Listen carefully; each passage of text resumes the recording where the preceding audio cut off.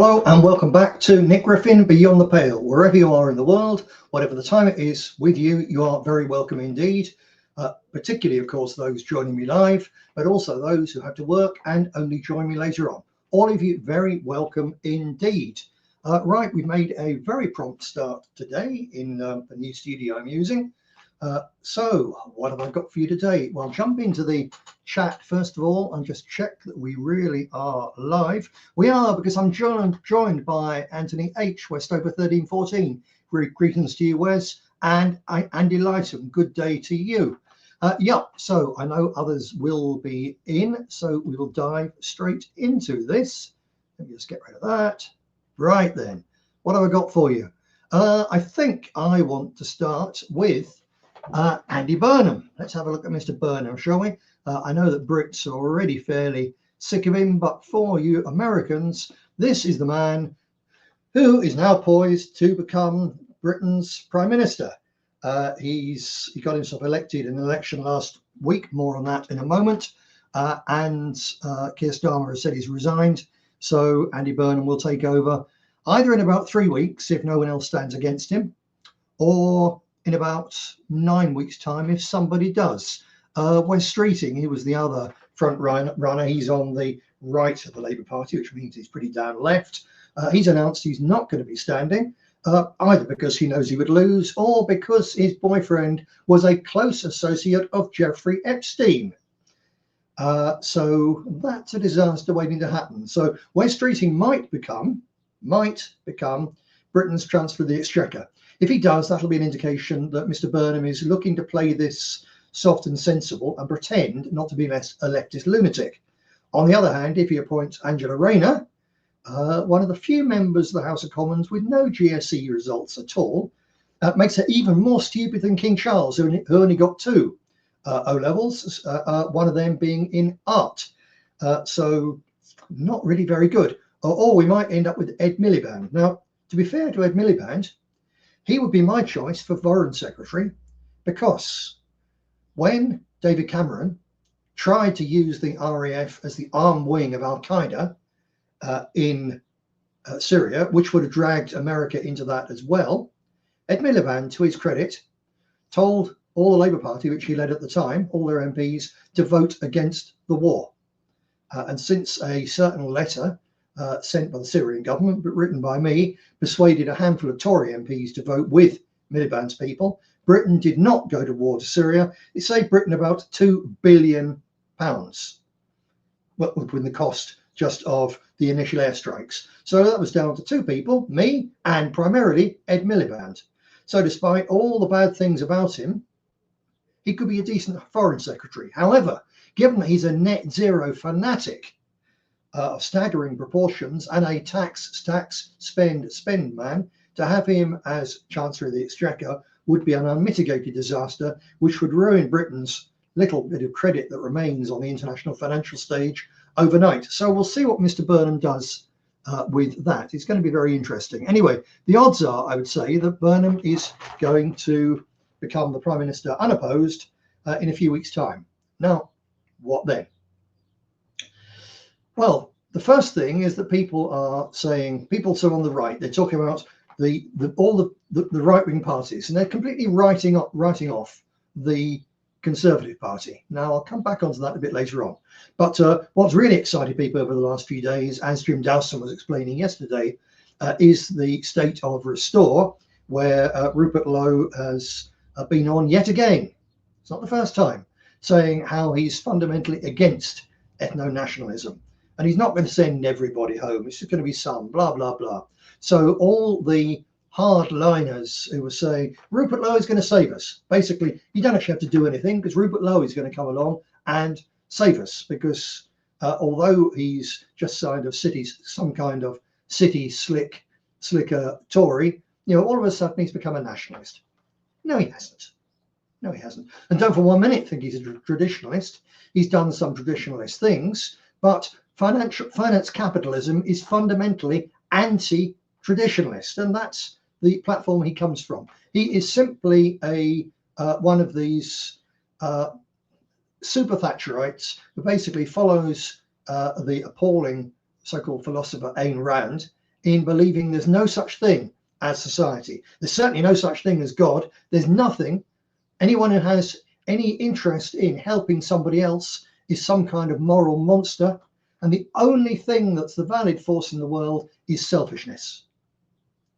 The worship of self, ego, and of mammon is what these people are all about. And that's where Lowe comes from. But people kidded themselves. He was going to make a difference and Restore was going to make things happen. So what did Restore do in the Makerfield election? Come back to it once more. They split the Reform vote. Well, we knew that was going to happen. But they only split it by less than 7%. Now, that less than 7% that Restore got in Makerfield was less than the vote received by the British National Party in the general election of 2010. The difference being that in that election, we had 5 or 6 local activists, and that was it, because the rest of us were busy in all the other constituencies, and they spent about £1,000 on that constituency. Rupert Lowe and co spent probably £40,000. They were bussing in 350 activists every single weekend day and canvassing all the doors. It was an immense campaign, very expensive and very energetic. And they still got a lower result than the British National Party got in 2010. Now, after the initial shock, various of their supporters have come out with a cope that, well, okay, the vote was a bit less than we expected, but it's astounding. We beat the Conservatives and we beat the Greens and we beat the Lib Dems. And that's really something for a new party. So it shows we're in the up and up. No, it doesn't. Because Restore did not, in fact, they beat them numerically, but it wasn't Restore that beat the Tories. It was lots of Conservative voters voting for reform as the only possible way of keeping Burnham out. Restore equally didn't overcome the Lib Dems and the Greens. Lib Dem and Green voters voted for Labour voluntarily because that was the only way of keeping Nigel Farage out. Restore made very little difference to this, except that the earnest claims by Mr. Lowe himself and all their canvassers, and fair play, they had lots of them. That's the tragedy of the effort, the amount of energy these people are wasting. So they told every single householder as they knocked on their door, we're going to win. Just vote for us, we're going to win. And this time, just under 7% of them believed it. Now, next time, far from going up next time, general election, their vote will crash because people will now know that indeed voting Restore is a wasted vote in a general election. Might not be in Great Yarmouth. If they did some serious work in key constituencies, it wouldn't be in those. But at present, it's a wasted vote everywhere except Great Yarmouth. And the British public aren't stupid. They will understand that. So it's only downhill from here on for Restore. Now, what do we make of that? Well, yeah, one more thing. People are saying, especially the Restore type people, they're saying, well, both the parties are the right, or all the parties are the right. The Tories got a pitiful 2% or something like that. Restore didn't get a very good vote, but Reform were hammered either. Reform are in chaos. Reform are on the brink of collapse. No, they're not. Reform didn't win that seat. But that doesn't have any indication as to what's going to happen to them in the next general election. The Makerfield result means nothing at all because it was utterly a special case. Because thousands of people voted for Burnham, voted Labour, in order to get rid of a Labour Prime Minister they hated, Keir Starmer. And voting Andy Burnham was the more realistic, likely way of getting rid of Keir Starmer than voting for the Reform candidate. Therefore, they voted Burnham. Having used Burnham to get rid of Starmer, they will drop Burnham like that. And when you consider in that election that if the election was held tomorrow, probably 5% of Restore's vote, the 7% vote, would go to Reform, and some thousands of people would vote against Burnham, against the Labour Party, and would go back to voting Reform the way that they did in the local elections in that constituency in May. So already there's a possibility that if the election was held tomorrow, Burnham would lose that seat. That's the reality. So this has one big effect. I'll just tell you a little bit more about the Reform thing. Would I believe this is the case? Forget those people saying this means that Reform are finished. No, Reform are not finished. Reform are going to be the biggest opposition party after the next general election. If the general election isn't held for anything outside of 6 months' time, and if we don't have PR, Reform could still form the government of this country in the next general election. They will not make a blind bit of difference. They won't save the country. The thing is beyond turning around. The Titanic has struck the iceberg. It's sinking fast. It makes no difference who is on the bridge as it goes under, other than the tune that they have the band play. It's the only difference it's going to make. But nevertheless, Reform potentially could still be Britain's next government. More likely it'll be the Labour Party for reasons we'll look at in a moment, but that is the reality of things. So Jim Dawson said yesterday that whatever Reform do, whatever any of these people do, it won't make a blind bit of difference. He's absolutely right on that. But there is one other story in the elections last week that almost no one, in the excitement about Burnham and Restore and so on, no one has noticed really that the Tories won in Aberdeen South in Scotland with a staggering vote of more than half the total votes cast. Now, I did mention this last week, but it warrants mentioning again. This is the party that in 2008 supported the Labour Party government in voting all bar two of their members of Parliament unanimously for the 2008 Climate Change Act, which started all the net zero nonsense, which Ed Miliband is now applying to the great detriment of Aberdeen, because it was the oil city. That started with the full support of the Conservative Party. So what we see when the voters of Aberdeen South go back to the Tories after decades of not supporting them in any way, shape or form, it's like a woman who goes back to her drunken husband, who every time he gets drunk beats her up, because just at present he says, look, love, I'm off the drink, I'm terribly sorry, it's not going to happen again. That's the Tory party for you. They beat and abused their voters, their supporters, for decades. And now they're saying, oh, we've stopped beating and abusing our supporters, we're listening to them now. Look, this is the Conservative Party. Reform and Restore, they're one-man bands. You take Lowe and Farage out of the equation, and the thing that's there will fall apart in infighting and simply cease to exist. They're one-man bands.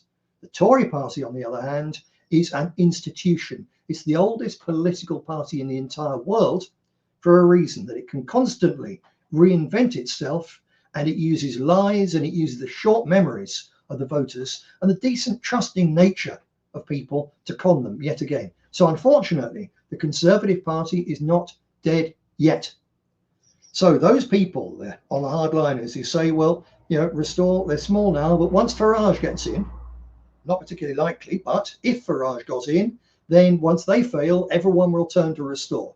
No, everyone won't turn to Restore, or anybody else for that matter. Some of them would, but a lot of them will look and think, well, what's gone wrong here? I know what it is. This was a new party. A new party we put in, Reform, has failed. What are we going to do? We're going to vote for another new party? No, we'll go back to the old ones, the Conservatives, because they promised us this time they're not going to get drunk and beat us. So we'll be all right. That's where we are. People will go back. A lot of people will go back to the trusted old brand when a new brand has failed. So that's a further reason why there ain't going to be no change through the parliamentary process. Simple as that. Now, one more thing on this before we move on, that Andy Burnham, people are saying, will he or won't he call a general election? And a lot of people have said, no, he won't possibly do that because the Labour Party would lose. And others have said they won't lose by very much if they have an election now, because Reform are a little bit deflated. Restore will still be there to split their vote. But in 2 years' time, after a succession of bad election results like Makerfield, Restore would be a spent force. At present, they've still got a bit of credibility around in the country. They can be relied upon to take at least 5% of Farage's vote. So that's worth quite a lot. The Tories, despite Aberdeen South, in huge swathes of England especially, and in Wales, they are really at rock bottom, but they're recovering. Why would Burnham wait for them to recover more? So he could go for an election, a snap election. There's one thing in particular that might stop him, and that's that fear that the Labour Party could win the election, but in Makerfield, because he was elected for such a special reason, Keir Starmer, now gone, he personally would lose. That's our best chance of not having an election. But if we don't get an election, We go on for 2 years. Burnham introduces proportional representation and basically freezes British politics with a left red Islamist coalition. That, I'm afraid, is where we are going. So that's British politics for you. We'll move on from that in a moment, other than just to say that in the end, parliamentary elections, this is important, listen to this, they're a fig leaf. I've told you that before. Here's a new simile. Parliamentary elections are essentially political pornography. And you know what people do to pornography? And all pornography wastes energy, it wastes vitality. And all pornography helps to prevent babies being made and the future being born. And while people are playing around to the political pornography of parliamentary elections, they are not doing the things that need to be done, sowing the seeds whereby the future will be born. And that is our job, my friends, to make sure that people get down to doing that as quickly as possible. Right, let me just dive into the chat here. By the way, you might have noticed, regulars, that I am using a much smaller microphone than the old one I used to have, and it's closer to me, with the result that I'm sat back further from the camera, which means I do have to lean forward occasionally to control this beastie. But could one or two of you on the chat, please, just tell me how you think the sound is. Is it better and more consistent, or has it changed for the worse? I would very much like to know. Likewise, back picture quality with me being slightly further from the camera. Perhaps if you could kick in a few comments like that. We'll come back to those in a bit. Just for now, I will dive in and see who else we got. Thank you. Andy says that we're collectively the only show in town. We are indeed very experienced in this. We're joined by who else? Joseph Taylor. Hello to you, Joseph. John Kopasaki. Hello. Great to see you, John, from across the pond. Yep, righty ho. Chat forces you to scroll. And Ken Wood. Hello, Ken. Great to see you as well. And Anthony H says, looks good and clear sound. Sound good and clear, says Ken. Excellent. Righty ho. That's the wonders of technology. You know, this kind of sound quality would have cost hundreds of pounds not that long ago, but now it was cheap as chips. Paid for actually by just a couple of people who subscribed to me on Substack. That's all it took, just for 1 month. So thank you very much. But yeah, it's the wonders of modern technology. And of course, it's having China. And it's not having any manufacturing industry of our own. But that is another story. About the same, says Wes. Yeah, righty-o. But Andy says he noticed a very professional attachment. Right, good stuff. Okay, now I want to talk now about Psyop. Let's have a little. I've got a bit of a picture for you of something Psyopish. Where is it? Here we go. Bit of Psyop artwork. There you go. It's just another Psyop. And there's a piece of course, AI created artwork. Isn't it amazing what these things will do? Now, I wrote about this on Substack the other day. But this is, I think, a very, very important issue. And a number of people have said, well, would I narrate some of my Substack material? So it takes an awful long time to do that. And I, like most other readers, stutter and stammer and fall over my words and misread things and all the rest of it and don't like it. Now, actually, when I look carefully, even at professional news readers, I see that they do exactly the same thing, but actually people don't notice. But when you look at yourself, you're always hypercritical. So I don't like doing these narration jobs. I really don't. But I think that this one is such an important subject that, just moving the chair a bit, that I'm going to. So I am going to deliver this as a sort of monologue and as a narration. And when I stumble, I'm just going to plow on as if I hadn't, and I will hope that you don't notice.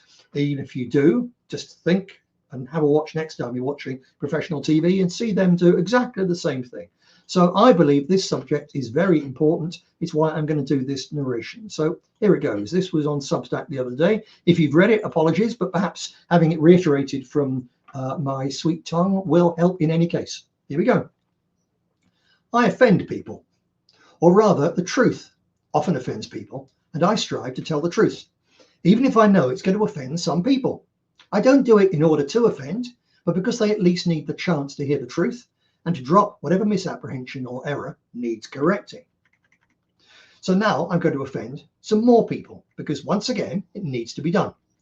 I'm talking about truthers, specifically the growing number of people who are convinced that anything bad that happens is a psyop, a charade acted out by crisis actors and publicised by a compliant mass media in order to frighten us into giving away our remaining freedoms.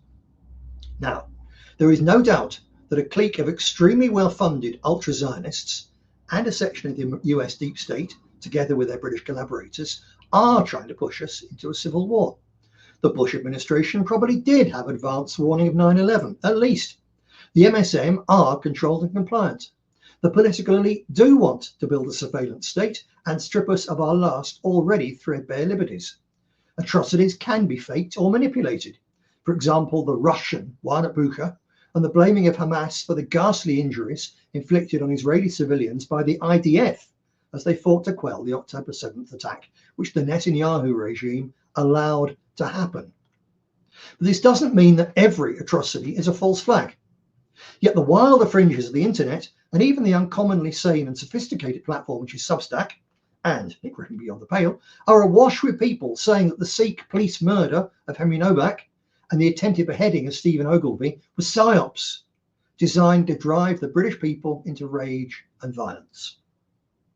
Look, if the British deep state, the Labour government, or anyone else wanted to drive the British people to rage and violence, they wouldn't need to spend the money and risk the appalling consequences which would befall anybody caught out organising such wicked hoaxes. They simply need to tell people the truth. They could simply, for example, give the findings of Rupert Lowe's unofficial grooming gangs inquiry the same sort of intention it's received in sections of the American media, rather than covering it up. Serialise it in the Mail, the Sun, the Telegraph, and watch the place go up in flames. But they don't. For various reasons we needn't go into here, not least of which is the fact that no Prime Minister, Security Service boss or police chief wants a race war on their doorstep and on their watch. So, since no one, other than the people funding Tommy Robinson, has a vested interest in exaggerating anti-white violence and anti-Indigenous discrimination, the obvious and real truth is that what we've been told happened to Henry Novak and Stephen Ogilvy really did happen. Just as similar happened to Chris Adamson, Chris Donald, Ross Parker, Gavin Hopley, Richard Efferett, and 100 others and more, victims of anti-white racist attacks, cases of which 98% of British people are completely ignorant, because the British state, far from fabricating anti-white atrocities, as the psyop mongers claim, spends a great deal of time trying to cover them up or minimise them. Don't look back in anger and all that Home Office nudge unit shit. Why then do people who should know better aid and abet this cover-up by screaming psyop whenever some third worlder does the sort of ghastly thing in one of our streets, which is not at all uncommon on the streets of the hellholes from which many of them originate? Some of them, I have no doubt, because they're operatives or bots working for the Home Office nudge unit or some similar system propaganda agency. More, far more, because they make money pushing sensationalist drivel on social media. Their income relies on hits and engagement, but with so many competitors out there, the easiest way to stand out from the crowd and to minimize hits and revenue is to come out with an even more outlandish conspiracy theory, to lay claim to even more special insider insight than the last two-bit grifter. There, look at me, I'm super clever and highly informed with secret knowledge. Clickbait pays for the little luxuries which their benefits payments alone can't supply. Above all, the people downplaying the suffering of our people, the ones denying or minimizing anti-white racist violence, and the people swallowing such slop are hiding from the truth. Because the truth about the monstrous injustice being done to our people, far from setting you free, obliges you to do something about it. That involves standing up and speaking out about it, becoming an activist, and risking being called nasty names by various anti-British or anti-Swiss, anti-Swedish, anti-American vermin, most of them with a lot more power and voice than you and your fellow campaigners. It involves spending money, losing fair weather friends, having the thought police come to your door, being excluded from certain circles, events and jobs, giving up your free time, getting out of your comfort zone, and having to think outside the box. It's much easier to take refuge in the lie the childish lie, that it's all just a psyop. It's much more comfortable to excuse your idleness and lack of courage with the snivelling, smug idea that the government wants you angry, so your response must therefore be passive cynicism. It's a new form of cowardly avoidance. If attacks on white people are fake, there's no need to think or act tribally and to risk trouble with the authorities for standing up for our rights. The other problem with psyop mania is that it definitely switches the problem from being one which intelligent and resolute action can help to reduce, to being one where nothing needs to be done because nothing's happening, or where the enemy is so powerful that resistance is futile. It all serves as another one of the energy-sapping, time-wasting containment operations. Swastika-waving political necrophilia and putting your faith in elderly conservative millionaires to save us through the ballot box being two of the others. There, I've just offended two more groups. Tough. Psyop obsession, in short, is utterly despicable and completely unforgivable. If you found yourself slipping into this mode of sneering issue avoidance, snap out of it right now. Start by unfollowing any and every one of the fools, fakes, containment agents and grifters who peddle such anti-white drivel. Just get rid of them. Ideally, after plastering the link to my Substack article and this show all over their social media platforms. And call them out. Now, we English in particular have a long-standing need to avoid confrontation and to strive to avoid hurting the feelings of others. We're not like Jim and his Scots at all. Hence, even when we see someone talking self-opinionated nonsense, we tend to nod politely, say nothing, and either change the subject or walk away. This reaction will not do in this case. These people, the psyop mongers, are sapping the very legitimate and necessary anger of our people to our dispossession, oppression and ethnocide in our own country. By muddying the waters when someone is killed or maimed, they condemn even more of our people to the same fate. Psyop mania is very far from being a victimless crime. When one victim is ignored or consigned to the history books, when another perpetrator, and I'm talking about those in power who fail to stop them, as well as the monsters, thugs and rapists themselves, gets away with it, it exposes even more future victims to future harm. So don't let those who try to deny or minimize the problem of violent anti-Indigenous racism get away with it. Call them out for the anti-white race traitors, system collaborators, and simple morons that they are. Let's get to work together to make white genocide denial, posing as psyop awareness, as unpopular, painful, and costly as it is toxic. Right then, that's that little lecture over. I hope that you found that interesting. What do we think here? Ivan C says, I was trying to watch this on YouTube. This is better. Yes, indeed. I think that Purge TV is a better platform probably than YouTube, although of course there's nothing like the reach. Andy McBride is here. Great to see you, Andy. Good to see you are around and about. And yes, indeed, I am telling like it is. Lady Matriarch's joined us as well. Never apologise for being late here. You are very, very welcome, Lady M. Ivan C has been on the downward facing side of the flat earth and communicated with the Queen's lizard cousin. Yes, there are many people wasting time with that nonsense. Yes, absolutely so. Right then. So let's carry on. How are we doing for time? It's 4:30. Time flies when you're having fun, doesn't it? Right, what next? Yes, a book review, a quick book review, or mention of a book review. A couple of weeks ago, I reviewed a book called Civil War UK, and I told you do not buy it. It's absolutely awful. It's really is nonsense. It's not just clickbait. It's part of the neocon drive to send us mad and send us to civil war, and it was full of just utter nonsense, obviously AI written and not worth a penny. Well, perhaps that's sunk home, because although you still have to pay £14.99 to buy it on Amazon, if you're willing to watch it as a Kindle edition, you can get it for £0 and 0 pence. You can get it for free on as a Kindle download. So there we are. The thing has suffered the fate which it richly deserves. That's the modern equivalent just of being pulped. So very good to see. And if you are ever tempted to buy that Civil War UK, I tell you again, save your money. And it'll take you, what, 6-7 hours to read it, probably. It'll be 6 or 7 hours of your life you never get back. Here's a life lesson for you. The most dangerous, the worst thief you will ever meet in your life is not someone who steals your money. You can always get more money. They're not someone who steals your girl. You can always get another girl. They're not even someone who steals your honor, because you can always rebuild your honor. God knows I've been accused of outrageous things often enough. You know, in the end, people get over it. The one thing you can't get back any of when they steal it from you is your time. And the time wasters, who particularly these days in nationalist and patriotic circles, are people who say, look, I've got a magic wand. There's a knight over there in white shining armor. He's going to ride to our rescue. You don't need to do anything. Have another 6 months while we watch and think about it. These people are wasting your time, and you never get a minute of your time back. Your time in this life is absolutely finite. It's already set. Nothing you can do about it.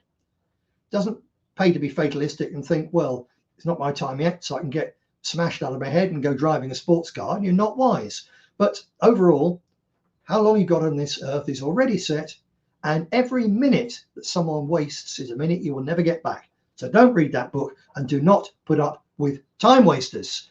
Right then, so the reason I said that is I'm not going to read this or review this today. This is Legal, Truthful, Guilty, Diary of a Political Prisoner, namely Samelia, from the 100 Handers group, and more recently associated with Patriotic Alternative, a group for whom I have no time at all. But I bought this book partly because it's Diary of a Political Prisoner, and I might be becoming one reasonably soon, next May. And I would say actually it is worth reading, particularly if you're thinking about going to prison. Otherwise, perhaps not so, but still, it's a very interesting story and a useful one. And I am going, God willing, to review that on this show next week. And if in the meantime you want to buy it, I would say it is worth your while buying.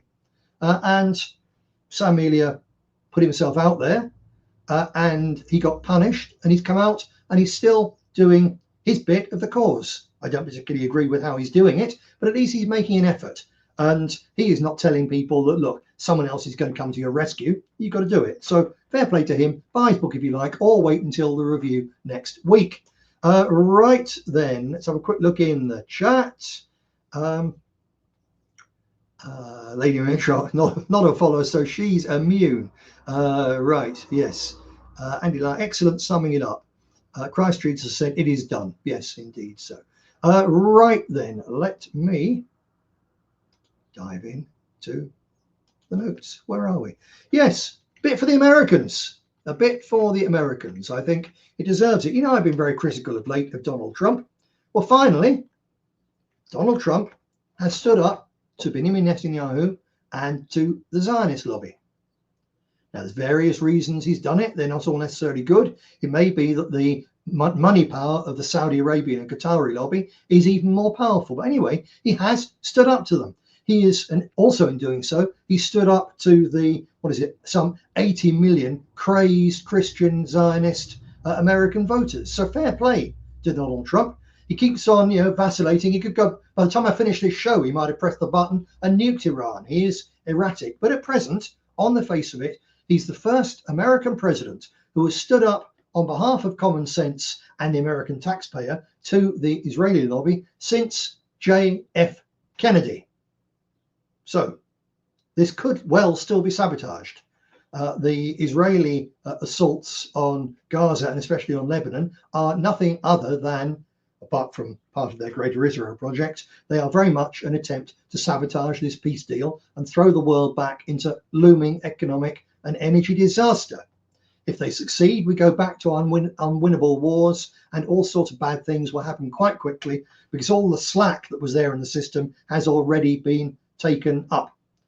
But at present, Donald Trump is holding quite firm. We're trying to push this deal through. And it's a very good deal for Iran. It's the only deal America will get because Iran did very, very well in that war. And Iran can suffer more pain than the United States. The United States didn't lose a battle in Vietnam, but it lost the war because the Vietnamese were able to suffer more, far more than the Americans. That's what you're dealing with there. So the only question really with Donald Trump is, when you become the first president of the USA to stand up since John F. Kennedy, do you get JFK'd? And it's got to be a possibility. But if this thing goes through, if there is a peace, then perhaps, just perhaps, we are now looking at the beginnings of a new world, a new multipolar world, where, as I said before, America is still a very powerful country, but no longer has the pretensions or the burden of being the policeman of the world. And it'll be a better place for basically everybody, including the people of the United States. And the only real fly in the ointment, if this goes through, is the fact that the people running Britain and the European Union are pushing for a real shooting war with Russia, which I tell you is a monumentally bad idea. I've got a picture here which gives an indication just how bad an idea this is. That's just one piece of one cemetery in one town in one part of Ukraine. And every single one of those graves was a man between the age of 25 and 60 who went out voluntarily or as a conscript or having been press ganged to fight for his country and died as a result. And there's a lot of footage going around at present as the Russians slowly grind their way through in various places like Constantinople. They come across places where there was fighting a year ago, and around every corner they find another little group of Ukrainian skeletons, because the Ukrainian army isn't keen on collecting all its dead, because if they're missing, the government doesn't pay their families the death benefit, so it saves them a lot of money. So what you're seeing there are the ones who've been found, the ones who've been buried with ceremony, and there's an enormous number of them. They are fighting. Now, they're very brave, the Ukrainians, and especially with the drones that they've come up with themselves and which they're now being supplied by the West. They're very effective against the old style of warfare. So warfare is being developed at a rapid pace on both sides, and we in the West are way outclassed. There was a NATO exercise a few months ago where the very best that NATO could put in went up as one side in this exercise against the enemy, who were played by a small number of Ukrainian veterans, mainly using drones. And they absolutely smashed, they obliterated this far larger NATO force. Virtually everything, every bit of armor, every bit of kit that the NATO forces sent into that exercise was recorded by lasers as destroyed. It was a massacre, basically. And these are the people who are barely holding their own against Russia. So the Russians would make mincemeat of Western forces, but the people wanting war don't really care about that. They never do. All war, read my lips, all wars are bankers' wars. All wars are super capitalist wars. All wars are psychopaths' wars. Ordinary people, decent people, try and avoid war. It's the psychopaths who get to the top of the political dung heap who are in charge, and they're the ones who take us to the war, and they're never any bloody good. Anyway, let me carry on with this. That there's a Russian hackers group called Palach Pro, and they recently hacked the databases of the General Staff of the Armed Forces of Ukraine and the Territorial Defense Command of Ukraine and the medical organizations of Ukraine. And from hacking that and using Ukrainian data, secret Ukrainian data in many cases, not secret anymore, they produced the figure that the number of Ukrainian dead in the 4 years of this terrible brothers' war is not 100,000 or 500,000 or 1 million. It's 2.4 million men and a few women. 2.4 million quite young Ukrainians, none of them more than middle age, many of them in their 20s. 400,000 of them lost this year already. So the losses are still there. We don't know what the Russian losses are. While it was a war for the first 3 years of artillery, the Russian losses were very, very low because they were outgunning the Ukrainians by 6 or 10 to 1. Couldn't have been anything other than a huge difference in casualties. Since the drone warfare really to a degree level the playing field, then that's probably balanced to a degree. The Russians might have lost 1 million men. It's a catastrophe. It's really, it's so ghastly, this. These are all, some of the Ukrainians are pagan neo-Nazi vermin, but most of them are good Christians, just decent men, the same as the boys on the Russian side. And the true horror of this is that in 2022, both the Russians and the Ukrainians, Putin and Zelensky, these arch enemies, had agreed, a bit reluctantly through the Minsk Accords, they'd agreed to stop fighting and come to a negotiated settlement. And that would have ended the war then. And millions, not a million, millions of young European men would still be alive today, except for that bastard Boris Johnson went there and cajoled Zelensky into keeping the war going. Boris Johnson has the blood of at least 2 or 3 million men on his fat, podgy, woman-groping hands. What a monster that man is. Absolutely despicable. And if he and his ilk, Starmer, probably burn him in due course, if they get us into a nuclear war with Russia, and you ever happen to stumble across one of them covered in radiation spots and all the rest of it amongst the ruins, you know exactly what to do. Don't make it quick. Right, but coming on to this further, it's bad enough. 2.4 million men. The EU and Britain, but the EU particularly, are now pushing Ukraine to lower the conscription age. It was 27, between 27 and 60. Imagine being sent to war under those circumstances at the age of 58, 59.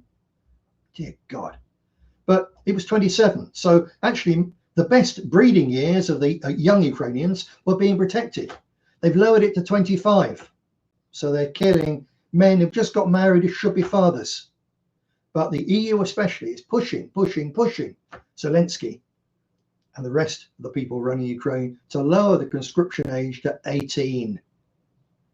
And that's, if they manage that, and these swathes of boys, almost children, go off to war and to die, that will be utterly it for Ukraine. The place was a demographic basket case before the war. It's a demographic disaster now. It will never recover from what it's lost. But while they've kept all of the young men under the age of 25 out of the war, apart from the neo-Nazi volunteers, they've at least kept something. They could, in a much shrunken way, rebuild Ukrainian society on that. But if they send their 18-year-olds to war and they lose them all, as they are, that's it. The EU is determined to fight Russia to the last Ukrainian. And Zelensky is now threatening to go to war against Belarus, literally saying next week, if Belarus doesn't cut all trading ties with Russia, we're going to attack Belarus next week. The Ukrainian army is going to sort it out, he said. And he's also making bellicose noises and rattling the saber against Poland. And this does smack of whom the gods would destroy, they first make mad. This does smack of the strong delusions that God sends to destroy the people who've gone too far, because Poland is probably the most effective army now in European NATO. And Zelensky is basically saying, we're going to go to war with you at all. What on earth is he thinking? But in the midst of all this madness, Britain and the European NATO are giving missiles and intelligence to Ukraine. And since there was an EU-Ukraine drone alliance project, which was agreed back in May, just last month, but it was prepared for over the last year, with the result that as soon as they signed it, it's taking effect. And that is why in the last 4 weeks, you've seen so many news of so many drone attacks hitting home on oil refineries and civilian targets and government targets in Russia, and including it in Moscow. We, Britain, the European countries, we are already at war with Russia, and they are not at war with us, but they will be. They cannot allow this to go unanswered. It's truly absolutely crazy. And one final thing, in terms of craziness. I've got one more little video to show you. This is a former Hamas and Israeli intelligence member. Let that sink in a moment. A former Hamas and Israeli military intelligence member, Mossab Hassan Youssef, whose father was one of the founders of Hamas.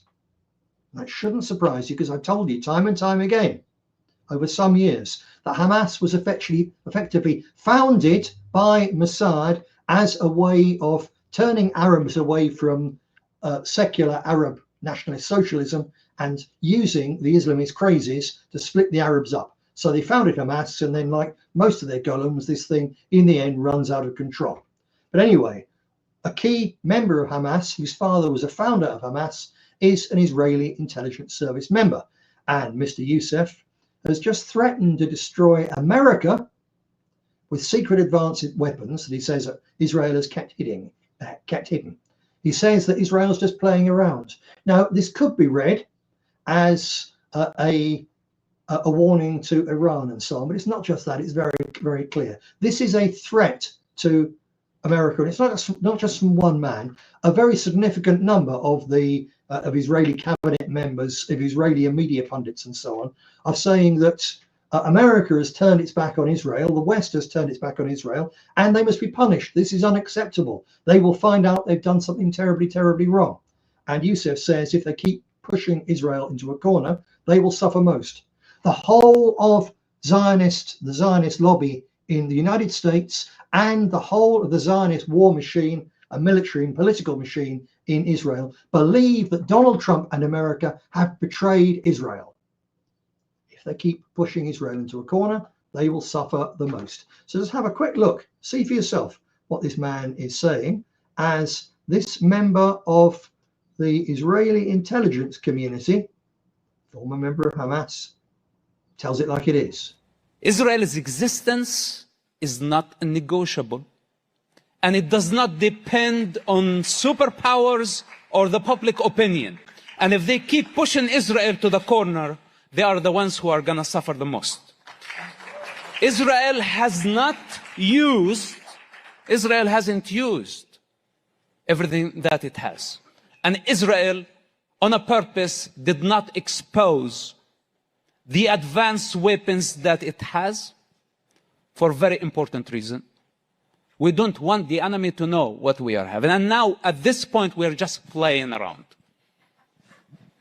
So this is the clear message to those who think that they can annihilate Israel. Behind Israel is existence. Now, before deciding to show that to you, I did check it's genuine. The JNS is indeed a major news agency and political discussion forum in Israel. Absolutely genuine. That's what he was saying. You've got a member of the Israeli Secret Service, in effect, threatening the United States of America with Wunderwaffen if they don't back down and go back to doing what America is supposed to do, which is when the Israelis say jump, just do it, and do not ask how high.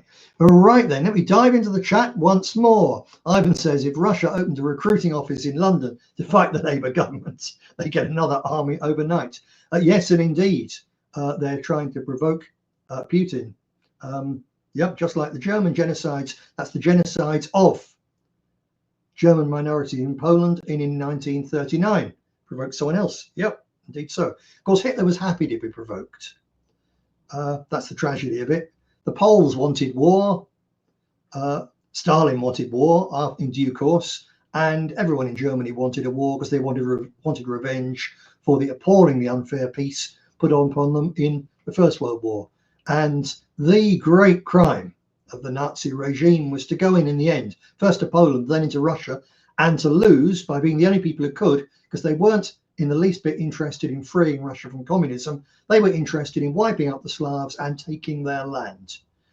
Because Hitler was not a hero of the white race. He was a xenophobic, narrow-minded German nationalist who was prepared in the end to sacrifice Germany, because rather than taking land off the super rich and giving it to the German peasant farmers who needed it, he decided instead to take it off the Slavs. A truly wicked unforgivable thing to do, which has in the end plunged everything that's followed came from that. But Ivan C is absolutely right. The actual provocation which pushed Germany into the war in 1939 was Poles murdering ethnic Germans, including little children, for the crime of being German. That's it. Yep, the Prussian elites, Ivan. You've got it in one. Yep, right you are. Andy McBride said the system's being hit again. That's unfortunate. That is purged, as you know. Jim has said that it's being worked on. I hope, Andy, that you and others have been able to watch at least most of the show. Right, one more thing. They've just announced an official grooming inquiry in Britain. So after Rupert Lowe's, very effective, to be fair, £650,000 independent grooming inquiry. Not that independent because they didn't have me or any of the BNP people on to talk about what we found all those years ago. But nevertheless, after that, and 13 years after at the least that I first called for a grooming inquiry. In fact, no, that's not right. I first called for a grooming inquiry. I was calling for it at least as early as 2007, if not before. It's a long, long time ago. But all those years after I called for it, we finally got one. And we got an independent grooming inquiry in Britain. Hurrah! Headed by one Baroness Anne Longfield. Straight away, the word Baroness should give you a clue that this may not be independent, because she is part of the elite. That's why she's a Baroness. There ain't no baronesses out there who are Baroness by descent, by accident of birth. They're there because some rotten, stinking politician has signed them off and put them on the honours list and made them a Baroness to pack the House of Lords with their people. And Baroness Anne Longfield is one such creature of the elite with a record as long as your arm of dodgy things in child protection. Here we go. I looked this up for you so you wouldn't need to. Anne Longfield was chief executive of 4 Children, a leading national children's charity, which delivered early years support, school support and youth services. She held this role for over 20 years. What a great person. While there, she oversaw the rapid expansion of the charity from employing 6 people, reasonable, to 1,500 members of staff. It doesn't sound like a charity to me. That's an empire. People give money to charity to help people out there. They don't give it to employ 1,500 staff on a charity I'd never even heard of before. And here's what Wiki says. While there for 20 years, she expanded this thing, especially its staff, and left just before its financial collapse. During her time with 4 Children, Anne Longfield, now running the grooming inquiry, worked closely with Labour Minister Harriet Harman. Right, let me show you a headline about the lovely Harriet. Where are we? Headline in the Independent. Harriet Harperson, they called her, because she it's now become a little bit understood that really it's not good for politicians to claim that you can have 72 different genders, etc. But she was always of the, she refused to talk about men and women. She would always refer to people because she didn't like sexism and all the rest of it. So here's a headline from the Independent newspaper, which is on the left. Harriet Harman stayed silent over paedophiles to avoid rocking the boat too much, claims former leader of the Paedophile Information Exchange after the Daily Mail allegations. So you've got a self-confessed paedophile saying that Harriet Harman stayed silent over paedophiles to avoid rocking the boat too much, and they put her in charge of an independent inquiry in grooming gangs about the failure of the Labour Party and the media and the courts and the police, the appalling failure of the entire political establishment to protect our girls. And she's the one that they're having run this independent inquiry at a cost of over £60 million. And it is, of course, going to be, as we always knew it would be, another rotten, stinking, despicable whitewash. So I'm going to leave you with an end slate, which isn't a piece of music. It's me, because you haven't had enough of me already. Racial Grooming the Truth. Someone very kindly sent me to this. They found it in the darker recesses of the internet. the other day. And this is me introducing a series that BNP TV did back in 2013, if not a little bit before. That's when it was posted, 13 years ago. And in this short clip, I introduce the series, which involves 3 interviews with the victims of grooming gangs, 2 of them with the late Tanya Lumby, who was a very fine activist for the party in Birmingham, and one with Marlene Guest, who was a heroine of the party in Rotherham. I remember doing this series. We decided that we had to have women to interview these women and girls because it just wouldn't be right for a man to do it. So that's why I merely introduced this series, but I was heavily involved in making it. I was there all the time, and it was a grueling thing. I'll tell you that, absolutely. So watch this, and over the next few days, I'll be putting the actual videos with the victims out on Substack. Do come and have a look at those as well. And remember, please do, that while everyone's talking now about the grooming gangs, nobody except Nick Griffin still talks about the other side of the coin.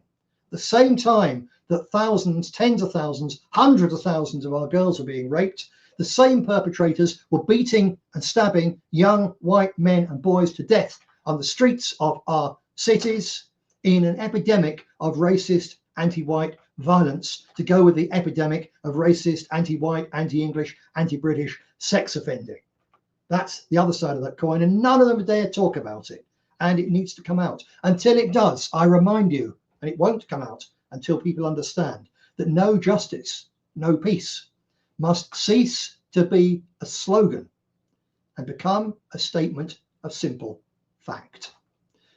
Right, that's it from me. I will leave you with the end slate on racial grooming, just over 3 minutes, and a reminder to please join me next week for the review of Legal Truth Being Guilty, Diary of a Political Prisoner by Sam Melia, and for whatever else is in the news. Meantime, do not forget to join Jim Dowson on the Purged at the same time tomorrow, 4 p.m, and to join him also for the Sunday service. Until next time, do please remember that, which one am I going to do? All that is necessary for the triumph of evil is that good men do nothing. So you're good men and good women, get out there and do something. The 3 videos that you're about to watch are deeply shocking. We're not putting these up because we want to alarm people or be sensationalist, but because we want to draw attention to a really serious and growing problem in our multicultural society. These videos show different aspects of the problem of the sexual abuse, the grooming of overwhelmingly young white girls by different or members of different immigrant communities. 2 of the 3 highlight what we believe is overwhelmingly the biggest problem, which is sexual predation by gangs of young Muslim men against girls from the indigenous white community. It also happens particularly with Sikh girls, also some West Indians and others as well. It's difficult to overstate how serious a problem this is. We're looking at 3 case studies here where the victims or their families have been felt able to come forward and to talk about it. There's been many other cases of people who have come to us and explain what's going on, but they simply are very often too scared, sometimes sadly too ashamed, although they shouldn't be, to come and talk about it on camera, even with their faces concealed. It's a problem which is going on throughout the north of England, all over West Yorkshire, in every single mill town in Lancashire. Everywhere where you have a significant Muslim population, you have this problem. Not from the whole of their community, but from a section of their community. Our problem is with those criminals. It's to an extent with their community leaders who won't talk about it, won't confront it, won't deal with it. But most of all, the people that we have a really serious issue with, the people against whom we wish to direct our anger, our people's anger, your anger, are the old political parties who created this situation in the first place in which this can happen, and resolutely refuse to talk about anything other than the wonders of diversity, with the mass media who simply will not talk about the issue of racist sexual grooming in more than 99 cases out of 100, and perhaps most of all with the police, who have the power to intervene and to stop this immediately, but who, as you will see from each of the conversations, each of the discussions that form these 3 videos, the common denominator more than anything else is the fact that the police aren't interested, want to turn a blind eye, try to discourage people from taking this forward. They're trying to cover it up. We're determined not to let them cover it up. We are going to be campaigning for a public inquiry into the whole of this issue. We need your help. We need you to pass a link to these videos on to your friends, to talk about it with people, and in particular if you or one of your loved ones has been a victim of this same problem, or if you know anybody else who has, please get in touch, because only by getting this issue out into the open can we begin to deal with it.